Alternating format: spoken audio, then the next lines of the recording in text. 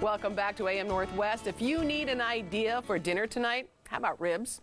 They're easier than you might think. Here is our friend Erica Schlick, author of Wandering Palate, to share her simple recipe.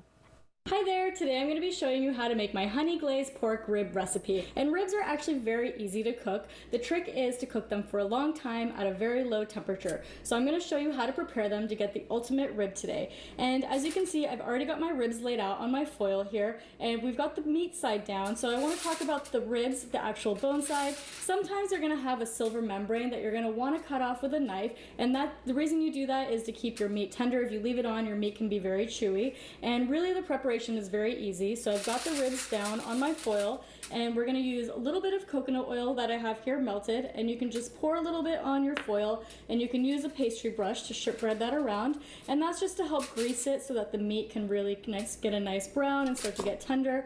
And we've got a little bit of sea salt here, and I'm just going to go ahead and put that on the oil and then also on the meat. And you want to make sure to put your meat side down with the bones up.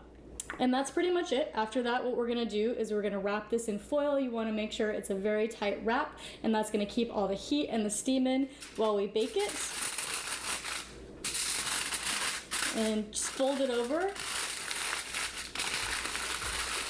And as you can see, that's nice and tight. So now we're gonna put that in our oven, and we're gonna bake these for 3 hours at 275 degrees. And once they come out, we're gonna go ahead and put our glaze on. And I've gone ahead and pulled our ribs out of the oven now, and they've been cooking for about 3 hours. And now we're gonna make our honey glaze. So I have half a cup of honey, and we're gonna add in 2 tablespoons of tamari. You can also use coconut aminos.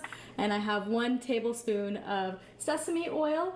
And we've got some seasoning. I've got 1 teaspoon of garlic powder and 1 teaspoon of onion powder as well. And so I'm just going to use a whisk and combine that. And it's going to be a nice thick kind of honey style glaze.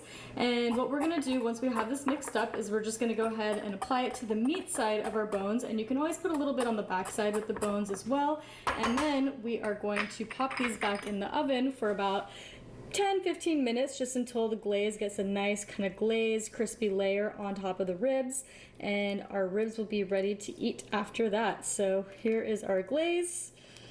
Gonna go ahead and glaze both of these, and whatever glaze is left over, like I said, you can just kind of use a pastry brush, and you can lift the ribs up a little bit, and you can just kind of paint the back side of it. You can even pour a little bit on the pan. It's just going to give it a nice kind of crispy glaze for the bones to sit in. And that is ready to go back in the oven. All right, our ribs are back out of the oven. The glaze has crystallized on the meat, and they're ready to eat. And as you can see, the meat is just falling off the bone. So I'm going to go ahead and do a taste test and make sure these turned out good. So good. The meat is so tender. The glaze is so sweet. It's absolutely delicious. So make sure to check out this recipe. It's on my blog, thetrailtohealth.com, and you can also find other delicious and healthy recipes in my cookbook, Wandering Palate, which is also available on my website and Amazon as well. I hope you enjoy the recipe. I want some right now.